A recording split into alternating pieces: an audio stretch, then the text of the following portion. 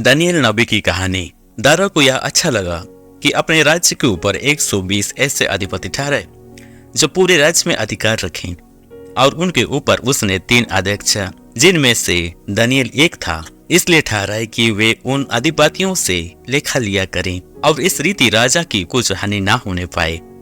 जब यह देखा गया कि दानियल में उत्तम आत्मा रहती है, तब उसको उन अध्यक्षों और अधिपतियों से अधिक प्रतिष्ठा मिली। वरन राजा यह भी सोचता था कि उसको सारे राज्य के ऊपर ठहराए। तब अध्यक्ष और अधिपति राजकार्य के विषय में दानियल के विरुद्ध दोष ढूंढने लगे, परंतु वह विश्वास योग्य था और उसके काम में कोई भूल या दोष ना निकला, और वे ऐसा कोई अपराध या दोष ना पा सके।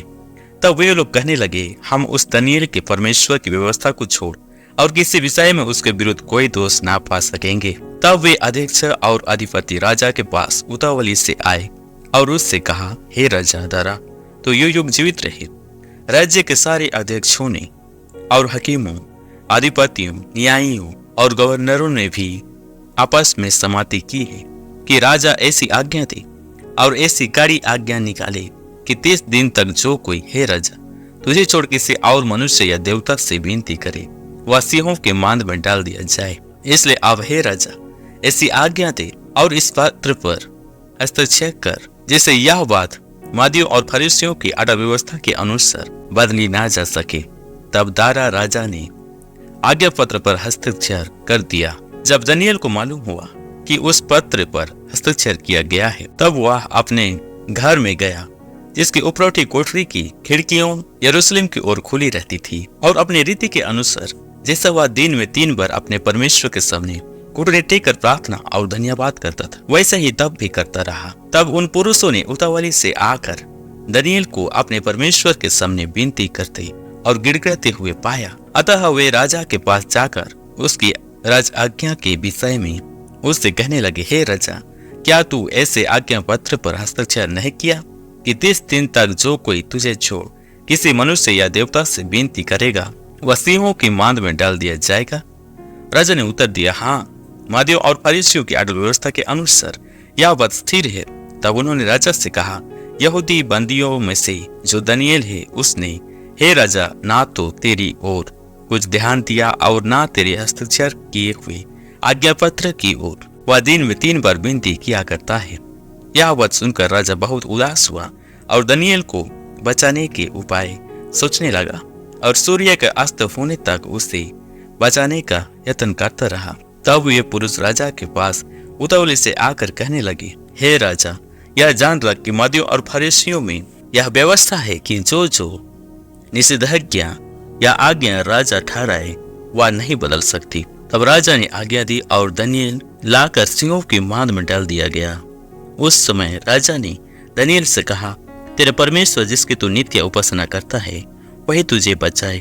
तब एक पत्थर लाकर उस गड्ढे के मुंह पर रखा गया, और राजा ने उस पर अपनी अंगूठी से और अपने प्रधानों की अंगूठियों से मुहर लगा दी कि दानियल के विषय में कुछ बदलने ना पाए। तब राजा अपने महल में चला गया और उस रात को बिना भोजन पड़ा रहा, और उसके पास सुख विलास की कोई वस्तु नहीं पहुंचाई गई, और उसे नींद भी नहीं आई। भोर को पौ फाटते ही राजा उठा और सिंहों के गड्ढे की ओर फुर्ती से चला गया।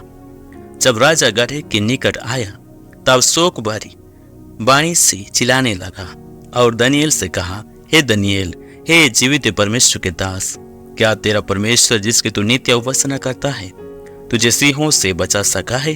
तब दानियल ने राजा से कहा, हे राजा, तो युग युग जीवित रहे।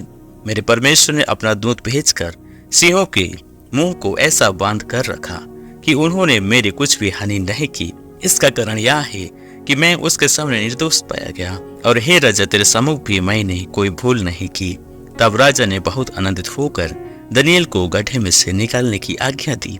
अतः दानियल गड्ढे में से निकाला गया और उस पर हानि का कोई चिन्ह ना पाया गया, क्योंकि वह अपने परमेश्वर पर विश्वास रखता था। तब राजा ने आज्ञा दी कि जिन पुरुषों ने दानियल की चुगली खाई थी, वे अपने अपने बलवच्चों और स्त्रियों समेत लाकर सिंहों के गड्ढे में डाल दिए जाएं, और वे गड्ढे की पैंदी तक भी ना पहुंचे कि सिंहों ने उन पर झपट कर सब हड्डियों समेत उनको छपा डाला। तब दारा राजा ने सारी पृथ्वी के रहने वाले, देश देश और जाति जाति के सब लोगों और भिन्न भिन्न भाषा बोलने वालों के पास यह लिखा, तुम्हारा बहुत कुशल हो। मैं यह आज्ञा देता हूँ कि जहाँ जहाँ मेरे राज्य का अधिकार है, वहाँ के लोग दानियेल के परमेश्वर के सम्मुख कांपते और थरथराते रहें, क्योंकि जीवित और युगन युग तक रहने वाला परमेश्वर वही है। उसका राज्य अविनाशी और उसकी प्रभुता सदा स्थिर रहेगी। जिसने दानियेल को सिंहों से बचाया है, वही बचाने और छुड़ाने वाला है, और स्वर्ग में और पृथ्वी पर चिन्हों और चमत्कारों का प्रकट करने वाला है। इस प्रकार दानियेल दारा और कुस्रू फारिसी दोनों राज्य के दिनों में सुख चैन से रहा। तो मेरे प्रिय, इस प्रकार से परमेश्वर ने दानियेल को अपने दूत को भेजकर बचा लिया। जैसे कि दूसरा पतरस उसकी 2 अध्याय उसकी 9 में कहता है, तो प्रभु अपने भक्तों को परीक्षा में से निकाल लेना और अधर्मियों को न्याय के दिन तक दंड की दशा में रखना भी जानता है। इसी प्रकार मेरे प्यारों, यदि हम भी आज दानियेल के समान परमेश्वर के ऊपर विश्वास रखें और सिर्फ परमेश्वर को ही भाई माने, तो परमेश्वर हमें भी हर स्थिति से, परीक्षा से, हर शैतान की चालों से बचा सकते हैं।